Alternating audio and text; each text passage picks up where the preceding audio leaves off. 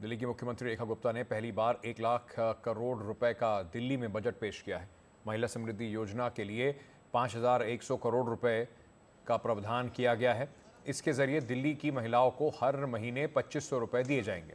इस दौरान मुख्यमंत्री ने पिछली आम आदमी पार्टी सरकार पर निशाना साधते हुए कहा कि पिछली सरकार ने सिर्फ वादे किए, कुछ काम नहीं किया। उन्होंने पिछली सरकार पर दिल्ली की अर्थव्यवस्था को खोखला करने का आरोप भी लगाया। तो क्या क्या मुख्य बिंदु हैं इस बजट के, जरा वो आपको बता देते हैं। स्वच्छ यमुना के लिए 9,000 करोड़ रुपए का आवंटन किया गया है। कनेक्टिविटी सुधार के लिए 1,000 करोड़ रुपए का। सीवर पाइपलाइन के लिए 10 करोड़ रुपए का यहाँ पर आवंटन किया गया है। पानी की चोरी पर एक्शन 150 करोड़ रुपए में होगा। सीवर ट्रीटमेंट प्लांट 500 करोड़ रुपए में लगाए जाएंगे। आपातकालीन जल भंडारण के लिए 150 करोड़ रुपए का वर्षा जल संचयन योजना के लिए रखे गए हैं। 50 करोड़ रुपए वाटर टैंकर में जीपीएस और 150 करोड़ रुपए जे कॉलोनियों में जो खर्चा होगा उसके लिए करीब 696 करोड़ रुपए रखे गए हैं। अटल कैंटीन योजना के तहत सस्ता खाना दिया जाएगा लोगों को, उसके लिए 100 करोड़ रुपए का बजट रखा गया है। अगर हेल्थ इंफ्रास्ट्रक्चर की बात करें तो 6,000 करोड़ रुपए 13 अस्पतालों को मिलेंगे। 1,000 करोड़ रुपए मुख्यमंत्री श्री स्कूल को 100 करोड़ रुपए, प्रधानमंत्री आवास योजना को 20 करोड़, व्यापारी कल्याण बोर्ड को 50 करोड़ रुपए का अनुदान दिया जाएगा। ट्रांसपोर्ट सेक्टर की अगर हम बात करें तो ट्रांसपोर्ट सेक्टर में 12,900 करोड़ रुपए का प्रावधान रखा गया है। बिजली व्यवस्था के लिए 3,800 करोड़ का, फ्लड कंट्रोल के लिए 630 करोड़ का, नालों की सफाई के लिए 150 करोड़ रुपए अलग रखे गए हैं। पर्यावरण के लिए 506 करोड़ रुपए आवंटित किए गए। बड़े गर्व के साथ मैं आज इस सदन के समक्ष बताना चाहती हूं कि इस बार का दिल्ली सरकार का बजट ऐतिहासिक है। 1 लाख करोड़ रुपए का प्रस्तावित किया गया है। 1 लाख करोड़ रुपए का बजट प्रस्तावित किया गया है। 1 लाख करोड़ रुपए का बजट।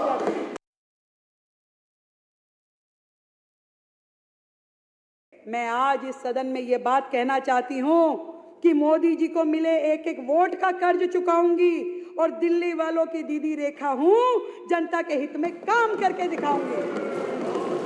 मुझे यह बताते हुए अत्यंत दुख होता है कि पिछले 10 सालों में विकास के हर पैमाने पे दिल्ली फिसलती गई, लगातार फिसलती गई। जर्जर सड़कें, दूषित यमुना, सीवर ओवरफ्लो, स्वास्थ्य सुविधाओं की दयनीय स्थिति, वायु प्रदूषण के कारण से ये समझ में आता है कि पिछली सरकार के शासन और नीतियां जो थी उसके कारण से दिल्ली की जनता कितनी त्रस्त रही। पिछली सरकार ने दिल्ली की अर्थव्यवस्था को दीमक की तरह खोखला किया, दीमक की तरह। एक समय दिल्ली के मालिक दिल्ली को लंदन बनाने का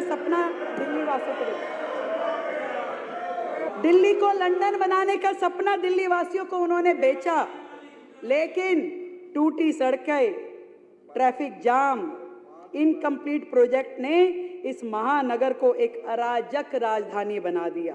विज्ञापन सरकारों ने इंफ्रास्ट्रक्चर के नाम पे केवल पोस्टर चिपकाए। जितना खर्चा योजना में नहीं होता था उससे ज्यादा पब्लिसिटी एक्सपेंस होता था, उतना होर्डिंगों में खर्च होता था, उससे ज्यादा। मैं ऐसी अनेक योजनाएं आपको बता सकती हूं कि योजना के मद में कुछ नहीं था पर होर्डिंग का पूरा खर्चा था, अखबारों में पूरी ऐड थी, देश भर में थी। ऐसी सरकार जिसने धरातल पे विकास को ठप कर दिया। वहीं आम आदमी पार्टी ने इस बजट को हवाई बताया है। उन्होंने कहा कि 1 लाख करोड़ का राजस्व का कोई आधार ही नहीं है। आज का बजट जो भारतीय जनता पार्टी ने सदन पटल पर रखा है उसको अगर एक शब्द में डिस्क्राइब किया जाए तो ये हवाई बजट है। इस 1 लाख करोड़ के बजट का कोई आधार नहीं है। दिल्ली सरकार के पास 1 लाख करोड़ का राजस्व कहीं से नहीं आने वाला है और इसी वजह से जो कल हम सवाल उठा रहे थे कि आर्थिक सर्वेक्षण, इकोनॉमिक सर्वे सदन पटल पर क्यों नहीं रखा गया, इसीलिए नहीं रखा गया क्योंकि उसमें जो तथ्य हैं, उसमें जो आंकड़े हैं, उसमें जो विश्लेषण है, आज इस हवाई बजट की सारी हवा निकाल देता। इसलिए निराधार बजट इन्होंने सदन पटल पर प्रस्तुत कर दिया है। मेरे सहयोगी अश्विनी इस वक्त हमारे साथ इस खबर पर जुड़ रहे हैं। अश्विनी, बीजेपी ने अपना पहला बजट 27 साल बाद पेश जरूर कर दिया है, 1000 करोड़ को अंडरलाइन करा है, लेकिन आम आदमी पार्टी लगातार इसे हवाई बता रही है। तो इस पर रिएक्शन क्या है बीजेपी का? कहां से आएंगे 1000 करोड़ रुपए? देखिए, बीजेपी के जो विधायक ओपी शर्मा से हमने बात की कि कहाँ से पैसे आएंगे, क्योंकि आपने जो रखा है कि रेवेन्यू का टारगेट 64,000 करोड़ रुपीज़ है, जबकि नया कोई तरीका नहीं बताया कि पैसे कहाँ से कमाई होगी सरकार की, क्योंकि जीएसटी जितना मिल लेता है सरकार कमाती है वो कांस्टेंट रहने वाला, थोड़ी बहुत बढ़ोतरी होने वाली, कोई नया ऐसा मत क्रिएट नहीं किया गया जिससे नया सरप्लस रेवेन्यू सरकार को मिलेगा। जो 64,000 करोड़ का तो पूछा गया, तो उन्होंने कहा कि जो पिछली सरकार थी उसमें कई बिचौलिए थे जो पैसा खाते थे, हमारी सरकार क्लीन सरकार है, भ्रष्टाचार मुक्त सरकार है, और जो पैसे हैं वो सरकार सीधे अब जो व्यापारी हैं उनको टैक्स में राहत देकर, जो उनसे ईमानदारी से उम्मीद करके उनसे बोलेगी कि भाई आप ईमानदारी से टैक्स भरिए, हम आपको सुविधाएं देंगे। तो इस तरीके से जो व्यापारी वर्ग है, जो तमाम लोग हैं, वो जो पैसा देंगे उससे जो 64,000 करोड़ का जो टारगेट रखा गया है वो पूरा करेंगे। इस बजट में देखिए खास बात यह है कि एजुकेशन बजट जो है पिछली बार से 3% जरूर कम है, लेकिन अगर आप अमाउंट की बात करेंगे यानी नंबर्स की बात करेंगे तो वो ज़्यादा है। इस बार 19,000 करोड़ का बजट है, लेकिन पिछली बार से 2% कम है, यानी पिछली बार कुल बजट का 22% एलोकेशन हुआ था एजुकेशन सेक्टर को, इस बार 19.29% है। इसी तरीके से हेल्थ सेक्टर में इस बार 2% की बढ़ोतरी हुई है। अभी जो बजट है उसमें 893 करोड़ का बजट जो है हेल्थ सेक्टर के लिए रखा गया है। इसकी बात करें, सबसे अच्छी बात यह है कि जो नए कुछ इश्यूज़, जो नए कुछ स्टेप्स इस सरकार ने उठाए हैं, जैसे कि बच्चियों को फ्री लैपटॉप देना, ये एक बड़ी बात है जो इस सरकार ने शुरुआत की है। इसके साथ सीएम श्री स्कूल की बात की गई जिसके लिए 100 करोड़ का एलोकेशन किया गया है। 5 लाख स्वास्थ्य बीमा दिया जाएगा जो एडिशनल बीमा होगा।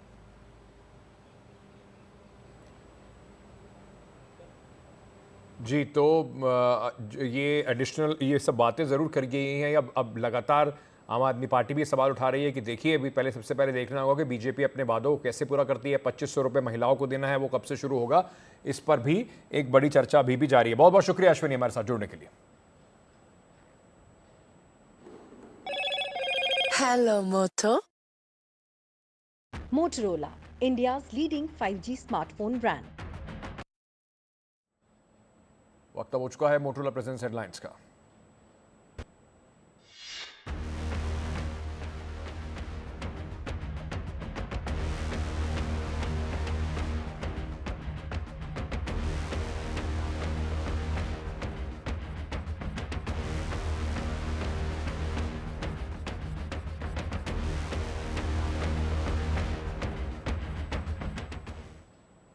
संभल के सांसद के घर पे पहुंची है पुलिस। वहां समाजवादी पार्टी सांसद जियाउर रहमान बर्क के घर पर पुलिस पहुंची है और संभल हिंसा और अवैध निर्माण मामले की जांच वहां पर चल रही है।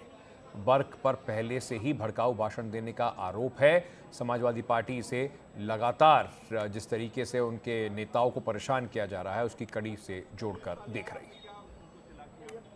रणवीर हमारे सहयोगी इस वक्त हमारे साथ जुड़ रहे हैं। रणवीर, पुलिस उनके घर पर पहुंची है, क्या पुलिस इस जांच से उम्मीद कर रही है, क्या आगे का एक्शन होने वाला है?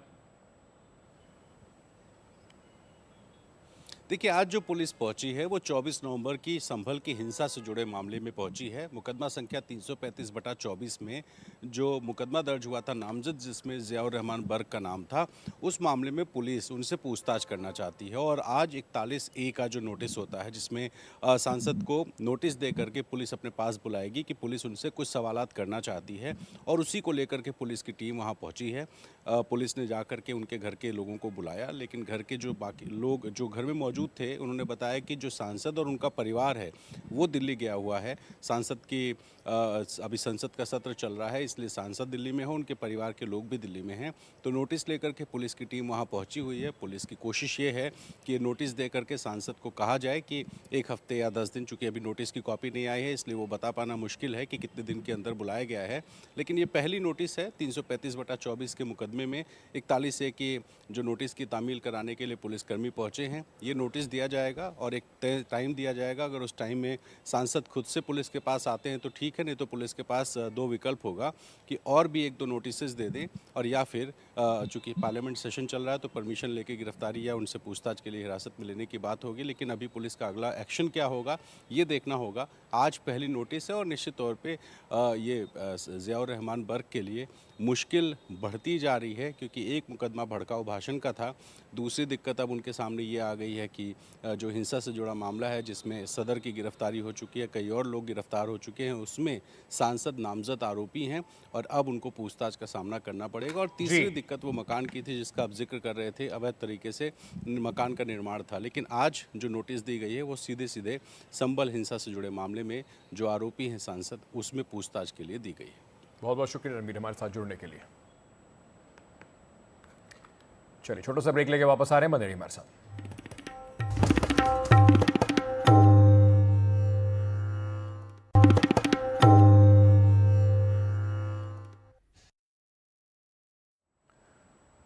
नालंदा के बाद अब विक्रमशिला विश्वविद्यालय को भी अतीत की धूल से निकालकर फिर से खड़ा करने की तैयारी हो रही है। प्राचीन काल में नालंदा, तक्षशिला, विक्रमशिला आदि ये विश्वविद्यालय थे जहां दुनिया भर के छात्र पढ़ने आते थे। बिहार के नालंदा के बाद अब सरकार विक्रमशिला के पुनरुद्धार में लगी हुई है। दरअसल 2015 में इस विश्वविद्यालय की योजना बनाई गई थी। तब इसके लिए 500 करोड़ रुपए का आवंटन तय हुआ था, लेकिन 10 साल तक यहां पर काम अटका रहा। अब बिहार सरकार ने इसके लिए 202.15 एकड़ जमीन की पहचान कर ली है। ये जमीन भागलपुर के पास एक गांव है, वहां की जमीन बताई जा रही है। अब भूमि अधिग्रहण की प्रक्रिया को शुरू किया जा रहा है। बीते महीनों में अपने भागलपुर दौरे के वक्त प्रधानमंत्री नरेंद्र मोदी ने विक्रमशिला विश्वविद्यालय के उद्धार की बात कही थी, तो उसके बाद अब इस कार्यक्रम में थोड़ी तेजी देखने को मिली है। हमारा ये भागलपुर सांस्कृतिक और ऐतिहासिक रूप से बहुत महत्वपूर्ण रहा है। विक्रमशिला विश्वविद्यालय के कालखंड में ये वैश्विक ज्ञान का केंद्र हुआ करता था।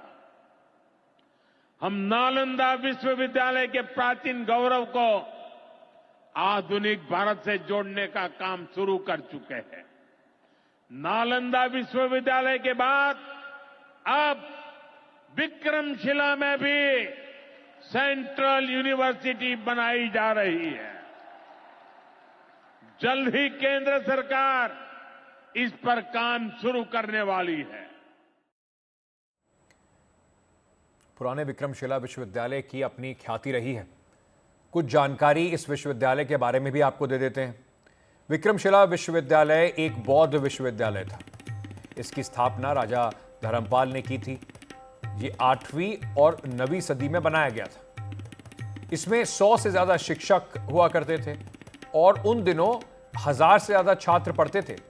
यहां धर्मशास्त्र, दर्शन, व्याकरण और तर्कशास्त्र जैसे विषयों को पढ़ाया जाता था। यहां तंत्र विद्या का भी अध्ययन होता था। लेकिन 12वीं सदी में बख्तियार खिलजी के आक्रमण में यह नष्ट हो गया। फिलहाल इस विश्वविद्यालय या बिहार के में जो खंडर बिखरे पड़े हैं, खंडरों के बीच में एक ईंट का स्तूप भी दिखाई पड़ता है, जो देखने में काफी आकर्षक है, सुंदर है। स्तूप के चारों ओर 208 कमरे हैं। इन खंडरों की साफ सफाई का काम जारी इस वक्त है। लेकिन सवाल यह होता है कि अगर आप विश्वविद्यालय को पुरानी गरिमा लौटाना चाहते हैं, तो उसे एक आधुनिक रूप देना चाहते हैं, तो उसके लिए आपकी जो परिकल्पना है वो क्या है, किस तरीके की आप तैयारी कर रहे हैं। नालंदा विश्वविद्यालय को जो हम बनाना चाहते थे, क्या वो बन पाया है अभी तक?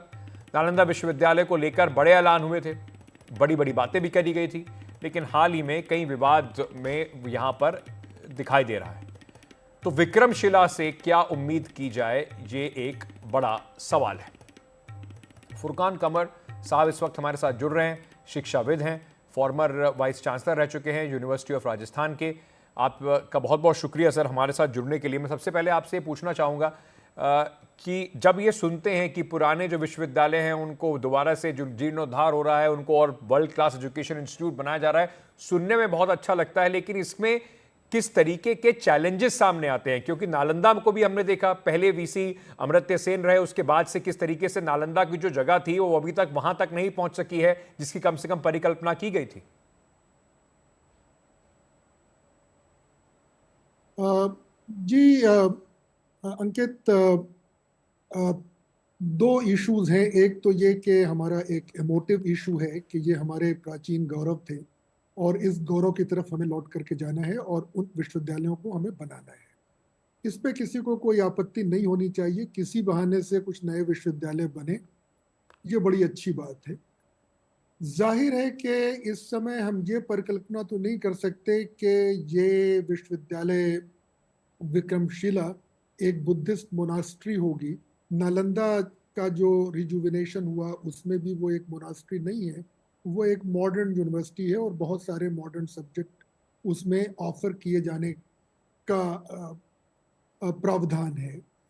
मुझे लगता है कि विक्रमशिला में भी यही होगा कि एक तरह से हम इसका पुनरुद्धार इस तरह से कर रहे हैं कि एक ये विश्वविद्यालय था, हम उसके स्थान पर एक नया विश्वविद्यालय बना रहे हैं। उसका नाम हम वही रखेंगे जो पहले था।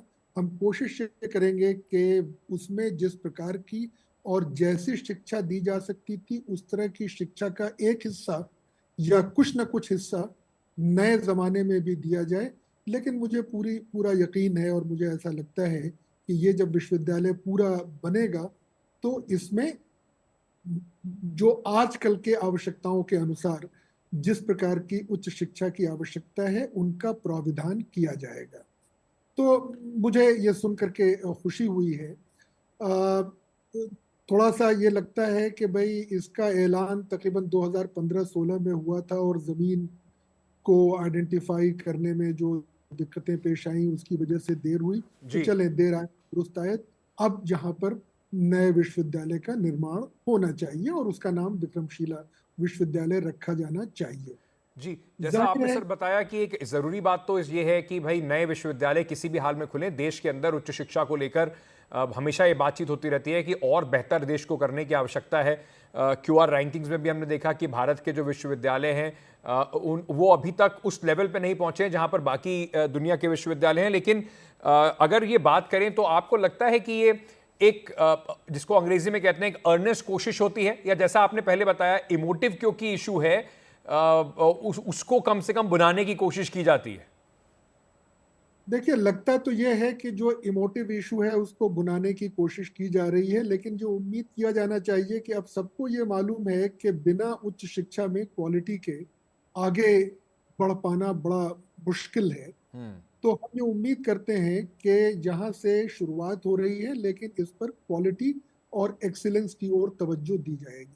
उसका जो इंफ्रास्ट्रक्चर होगा वो मॉडर्न होगा। उसमें जाहिर है कि उस पुराने ज़माने के आर्किटेक्चर की झलक भी होनी चाहिए। वहाँ के जो शिक्षक होंगे उनकी नियुक्तियों में किसी प्रकार का कोई मेरिट से कंप्रोमाइज़ नहीं किया जाएगा। उनमें जो शिक्षा दी जाएगी, उनमें जो रिसर्च की जाएगी, उसमें जो स्किल डेवलप की जाएंगी, वो सारी आजकल के ज़माने की आवश्यकता अनुसार होंगे। तो उम्मीद रखनी चाहिए, केवल ये सोच करके कि शायद ये इमोटिव इशू है और इसलिए इसको हम नज़रअंदाज नहीं कर सकते, बल्कि हम ये उम्मीद जताएंगे कि ये एक अच्छा विश्वविद्यालय बन करके आए। आपने नालंदा का उदाहरण दिया। नालंदा को बहुत सारे चैलेंजेस पेश आए, उसके एडमिनिस्ट्रेशन को लेकर के, उसकी फंडिंग को लेकर के। अभी भी शायद जिन देशों से हमने फंडिंग की आशा की थी उन देशों से फंडिंग उसको अभी नहीं मिल रही है, लेकिन उसके बावजूद कम अज़ कम एक विश्वविद्यालय बना है और उसमें जो 5-7 डिपार्टमेंट और उनके कोर्सेज चल रहे हैं वो ठीक ही चल रहे हैं। थोड़ा सा लोकेशनल डिसएडवांटेज होता है, लेकिन अब वो नालंदा उस सर्किट पे है, वेल कनेक्टेड हो रहा है, तो मेरा ख्याल अब कोई परेशानी उसमें नहीं आनी चाहिए। और मैं तो ये कहूँगा कि जितनी भी हमारी जो प्राचीन विश्वविद्यालय थे जिनको हम आज याद करते हैं और जो अब उनके खंडर लुप्त हो चुके हैं, चाहे वो विक्रमशिला हो, वल्लभी हो, औदांतेपुरा हो, इन सब का रिवाइवल होना चाहिए और ये अच्छी बात है, मैं इसके साथ हूँ। क्या सीख ले सकते हैं नालंदा विश्वविद्यालय से? जो अब विक्रमशिला की जो बात हो रही है, तो क्या सीख ली जा सकती है जिससे कि वो चैलेंजेस जो नालंदा फेस कर रहा है वो इसमें ना आए? देखिए, जमीन अब मैंने इसका प्रपोजल नहीं देखा है कि क्या नालंदा के साथ एक जो चैलेंज था कि उसमें ये कहा गया कि साहब ये एक इंटरनेशनल यूनिवर्सिटी होगी और इस इंटरनेशनल यूनिवर्सिटी में साउथ ईस्ट एशिया के लोग बहुत सारे आएंगे और वहाँ के उन देशों का इसमें कंट्रीब्यूशन होगा उसके निर्माण में और उसकी ऑपरेटिंग एक्सपेंसेस में, जो नहीं हो पाया। तो मेरा ख्याल हमें जहाँ पर मेरा ख्याल विक्रमशिला में शायद इस तरह का प्रोविजन नहीं है। नालंदा को जो एक चुनौती आई थी उसके गवर्नेंस और एडमिनिस्ट्रेशन को लेकर के आया था और उसमें कुछ किसी हद तक कुछ पॉलिटिक्स थी, किसी हद तक कुछ समस्या थी। मुझे उम्मीद है कि इस विश्वविद्यालय में ऐसा नहीं होगा। तीसरी चीज, नालंदा को जो टीचर्स की नियुक्तियों में और खासकर ये आशा की गई थी कि इंटरनेशनल फैकल्टी भी होंगे, जो जिसमें कामयाबी जितनी मिलनी चाहिए उतनी नहीं मिली थी। यहाँ पर हम उम्मीद करते हैं कि हम टीचर्स की नियुक्तियों में किसी भी प्रकार का जो मेरिट से कंप्रोमाइज है वो नहीं होगा और मोस्ट मेरिटोरियस टीचर्स वहाँ आएंगे। सर, बहुत बहुत शुक्रिया इस चर्चा में हमारे साथ भाग लेने के लिए। जैसे आपने कहा कि अच्छी बात है, इस तरह किसी भी मुद्दा चाहे कुछ भी हो, अगर उच्च शिक्षा के संस्थान हैं, विश्वविद्यालय हैं, उनको अगर बनाया जा रहा है तो ये देश के लिए अच्छी बात है। लेकिन ध्यान ये भी रखना होगा कि ये सिर्फ इमोटिव इशू ना रह जाए, इनको एक बेहतर शिक्षा का केंद्र बनाए जाने की तरफ कदम उठाने आवश्यक है।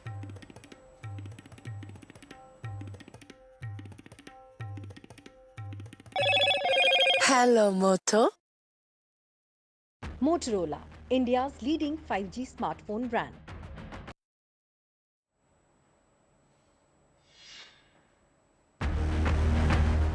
आगे आपको दिखाते हैं, दिल्ली को मिला एक नया हीरो, आशुतोष वर्मा।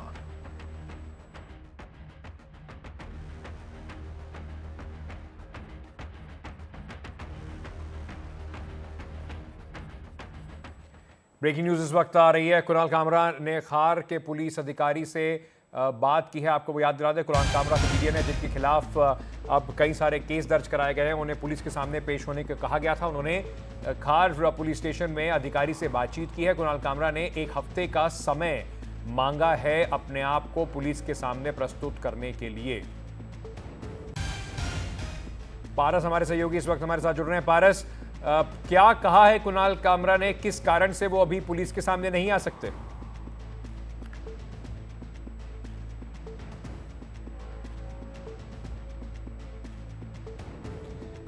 चलिए तो वापस चलेंगे हमारे सहयोगी पारस के पास। उनका फ़ोन अभी नहीं लग पा रहा, लेकिन इस वक्त की बड़ी खबर आ रही है कुणाल कामरा जिनके एक शो के बाद जिसमें शिवसेना जो शिंदे फैक्शन है उसके कार्यकर्ताओं ने जहां पर ये शो किया गया था वहां तोड़फोड़ की और उसके बाद उनके खिलाफ केस भी दर्ज कराए हैं। कुणाल कामरा के जो जोक्स हैं उससे वो काफ़ी आहत नज़र आ रहे हैं और उसके बाद अब कुणाल कामरा ने कहा है कि वो अपने आप को पुलिस के सामने 1 हफ्ते बाद प्रस्तुत करेंगे। पारस, क्या कारण है, कुणाल कामरा ने क्या कारण बताया है कि वो अभी प्रस्तुत नहीं हो सकते पुलिस के सामने?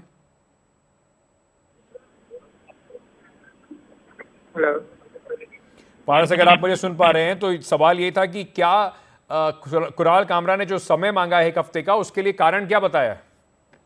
बिल्कुल, कुछ ही देर तो उन्होंने 1 हफ्ते का समय मांगा है पूछताछ में शामिल होने के लिए। उन्होंने आज ही सुबह खार पुलिस स्टेशन के एक सीनियर इंस्पेक्टर अधिकारी को कॉल किया था और उन्होंने उनसे 1 हफ्ते का समय मांगा है।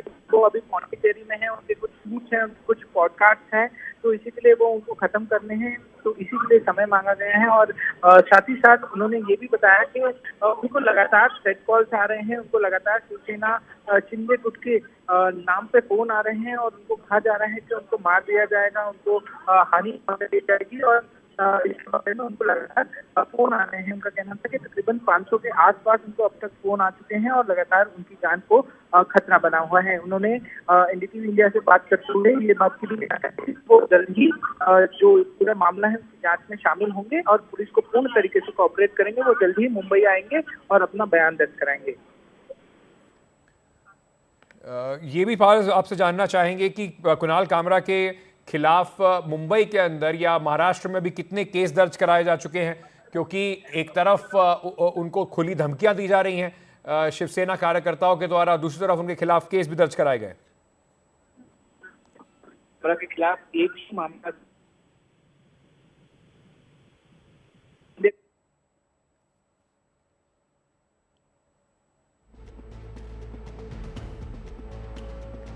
चलिए, तो फ़ोन पर पारस से बातचीत नहीं हो पा रही है इस वक्त, लेकिन आपको बता दें कुणाल कामरा ने एक हफ्ते का समय खार में पुलिस अधिकारियों से बात करने के बाद मांगा है अपने आप को पुलिस के सामने प्रस्तुत करने के लिए। पुलिस अधिकारियों ने जल्द बयान दर्ज करने की बात कही है।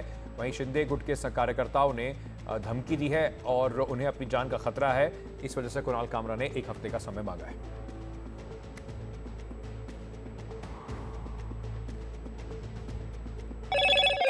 Hello, Moto. Motorola, India's leading 5G smartphone brand. चलिए आपको बताते हैं मोटोरोला प्रेजेंस हेडलाइंस।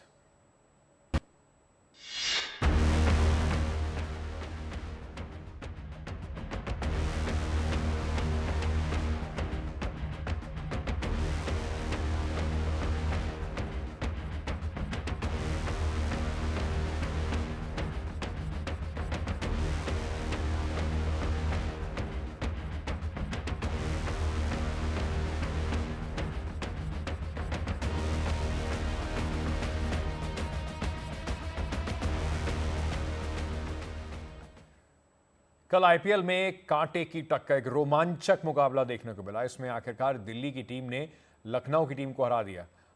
इस मैच में दिल्ली के दो लड़के हीरो रहे, आशुतोष शर्मा और विपराज। इन्होंने कैसे ये कमाल किया, जरा इस रिपोर्ट में आपको दिखाते हैं। लक्ष्य 210 रनों का था, लेकिन इसका पीछा करते हुए 8 रन पर दिल्ली के 3 विकेट गिर गए। दिल्ली की टीम थोड़ा संभली, लेकिन इसके 5 विकेट 65 रन पर पवेलियन लौट चुके थे। फिर आते हैं आशुतोष शर्मा। आशुतोष ने पहले 18 बॉल में 18 रन बनाए, लेकिन आखिरी 13 बॉल में 48 रन बनाए। इसमें आशुतोष का साथ दिया विपराज निगम ने। दोनों ने मिलकर 8 ओवर में 109 रन बनाए और दिल्ली ने 3 विकेट से मैच जीत लिया। आशुतोष ने नाबाद 66 तो विपराज ने 15 गेंदों में 39 रन बनाए। आशुतोष मध्य प्रदेश के रतलाम से हैं और रेलवे से खेलते हैं। पहले वो मध्य प्रदेश का हिस्सा थे, फिर बाद में मध्य प्रदेश की टीम को छोड़ दिया। आशुतोष ने एक इंटरव्यू में बताया कि क्रिकेट खेलने के लिए उन्होंने कम उम्र में घर छोड़ दिया था और अपना खर्चा चलाने के लिए क्लब मैचों की अंपायरिंग भी की। 2024 के आईपीएल में आशुतोष ने पंजाब के लिए कुछ शानदार पारियां भी खेली थी। इस बार आईपीएल के मेगा ऑक्शन में दिल्ली ने उन्हें पंजाब से 3 करोड़ 80 लाख में खरीद लिया। बात विपराज निगम की करते हैं। 21 साल के विपराज यूपी के बाराबंकी से हैं। विपराज के पिता विजय निगम स्कूल में शिक्षक हैं। विपराज यूपी T20 लीग में खेलते हैं और यूपी की रणजी टीम का भी हिस्सा रह चुके हैं। पहली बार आईपीएल का हिस्सा बनने वाले विपराज ने मैच के दौरान लखनऊ के एडन माकरम का विकेट भी लिया, साथ ही शानदार फील्डिंग भी की। आशुतोष शर्मा और विपराज निगम, दिल्ली कैपिटल्स के लिए इन दोनों ने ऐसा खेल दिखाया कि लखनऊ सुपर जायंट्स के सामने लगभग हारे हुए मैच को जीत में बदल डाला। Bureau report, NDTV India. Match के हीरो रहे आशुतोष के परिवार से हमारे सहयोगी साजिद खान ने बातचीत की, आपको सुनाते हैं। देखिए, हम आ गए हैं आशुतोष शर्मा के घर और आप मेरे पीछे देख सकते हैं कि किस तरह से जो है माता पिता जो हैं उनके वह एक दूसरे को मिठाई खिला रहे हैं। जीत का जो है, बेटे की जीत का जो जश्न है वो यहाँ पे मनता हुआ दिख रहा है। और उनके भाई हैं आशुतोष शर्मा के, उनको मिठाई खिलाई जा रही है। जो दोस्त हैं उनको भी मिठाई खिलाई जा रही है। और आप देख सकते हैं कि किस तरीके से जो है आशुतोष के परिवार में खुशी की जो है वह लहर है। और सबसे पहले जो है माता जी से बात करेंगे कि माँ का बहुत बड़ा रोल होता है बच्चे को आगे बढ़ाने में। आंटी बहुत बहुत बधाई। तो कैसा लग रहा है? मुझे कैसा लग रहा है ये तो मैं बता नहीं सकती, क्योंकि मेरे सपने साकार हो गए, मेरे बच्चे के सपने साकार हो गए।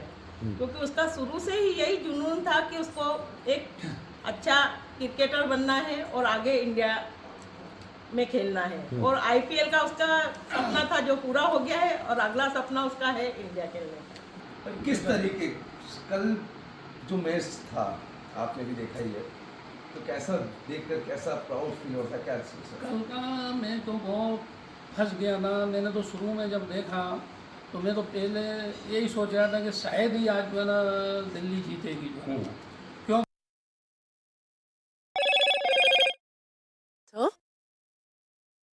Motorola, India's leading 5G smartphone brand. चलिए आपको बताते हैं Motorola presence topic of the day क्या है। दिल्ली को मिला 1 लाख करोड़ का बजट।